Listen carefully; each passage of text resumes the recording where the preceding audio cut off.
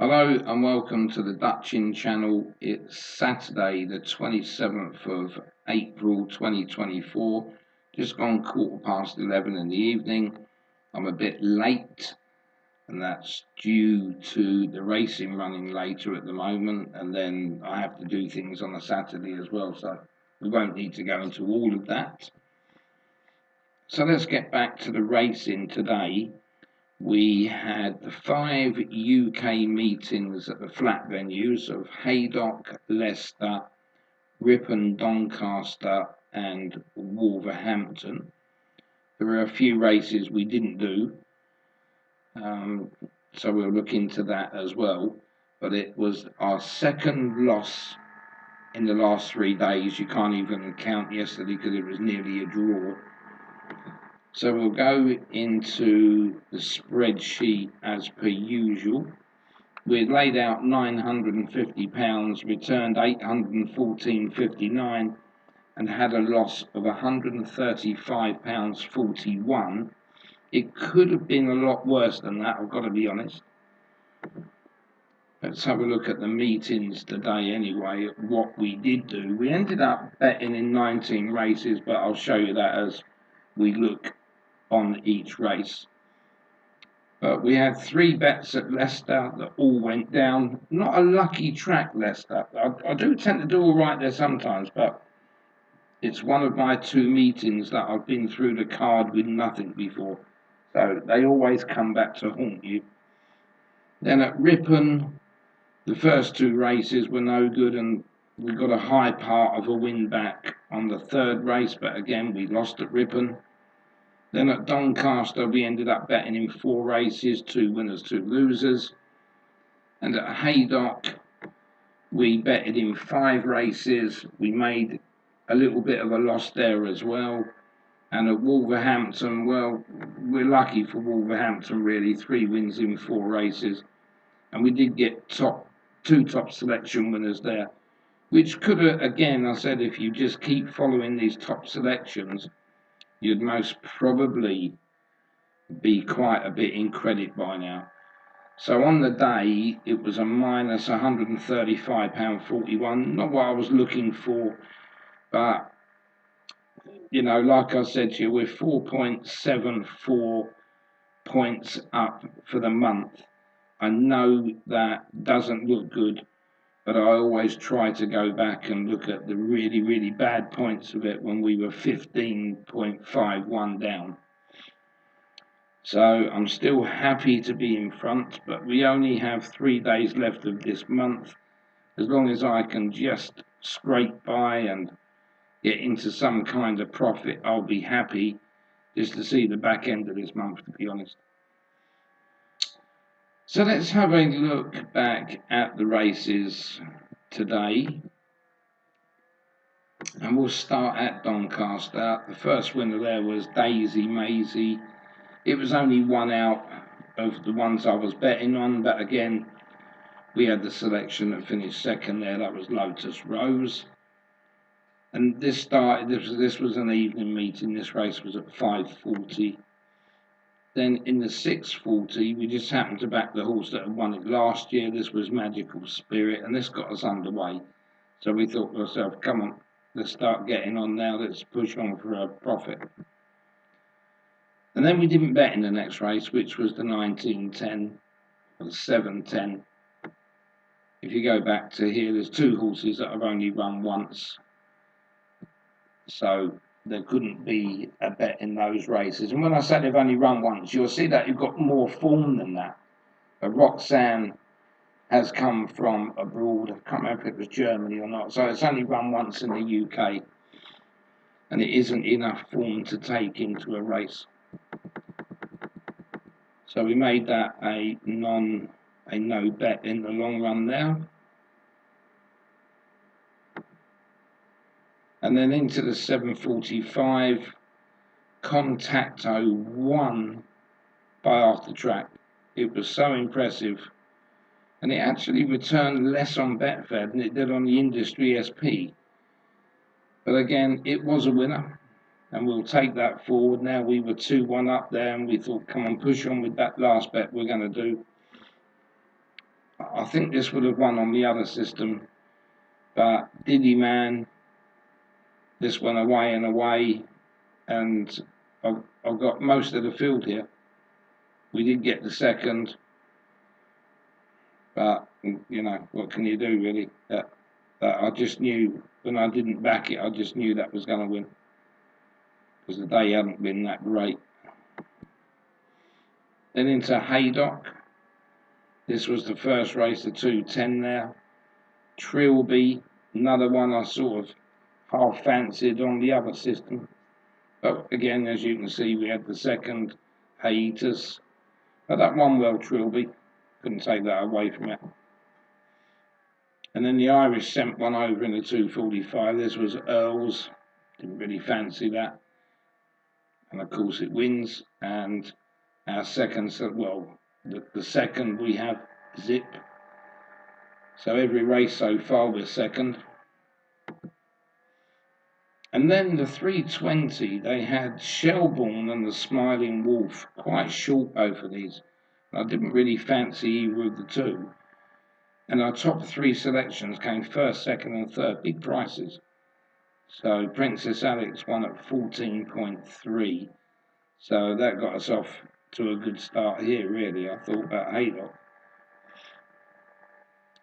And again, we just scraped in with a part win on this. Nelly Laylax. This was the 4:28, so you could call this race unlucky because we've had the first, second and third got the wrong winner. And in that last race at Haydock, the 5 o'clock, this ended up a good winner as well. Amancio kept thinking it was going to get taken on by this Northern Cracksman. It was coming, then it weren't coming. So that was a good one to finish on there. But as you can see, in both those meetings, with the ones that we've lost, we've had the second in every race. But this is one of my most unluckiest tracks. I've had 7 bets here before at Leicester and not won one of them. So I knew when that came round today, I thought to myself, what am I going to expect? 3 winners from 3 or 3 losers? It had to be one or the other. And in the first betting race, the 3:12, Burraback wins at 16. Maybe I could have got that on my other system, I'm not too sure. And of course, we have the second, but the second, to be honest, wouldn't have given us our money back. Then into the 3:45 at Leicester. I left 2 out with 7, and they come first and second. So I'm not even going to say it's unlucky, I'm just going to just put a line through that race and move on, I think. Then into the 4:35. I'd still be scratching my head. I'd still be trying to find a system that wins with this one, Tilsworth Turf. The only way I could have got that is most probably on a value system where I have the price set. That's the only way, but I mean, this 356, it pays for £1, and I was watching that race and it did go 1,000 in running. So they do win these thousands, but you know, as I said, you could just keep scratching your head on that one. Did have the second, but again, it didn't tell us much really. Could never have had the winner. So that was the end of Leicester. 3 straight losers, and not impressed with Leicester at all. I wasn't. Then we moved into Ripon. Was this going to be the same as the rest of them today? It looked at 5:15. Hiramichi. I didn't have that. I didn't have Regib to come second either. And I didn't even get the third, and that was a 7-horse race. So that was another line through it. You know, one day I look at these systems and I think to myself, yep, this one, I'm going to stick with it. It looks great. Then suddenly it doesn't look great. Then the other one looks okay, then it doesn't. And you can't spend all day and night just doing form for 2 systems to put together. This doesn't work. And then I had 4 here in the 5:50 at Ripon. And of course, the bottom one wins. where you don't want it to. And I had the second Mr. Wagyu as well, but just unlucky again, I think. And then there was another no betting race. Just Us had only run once, so you can't use the form on these. It just doesn't make sense. Diamond Da Vinci as well.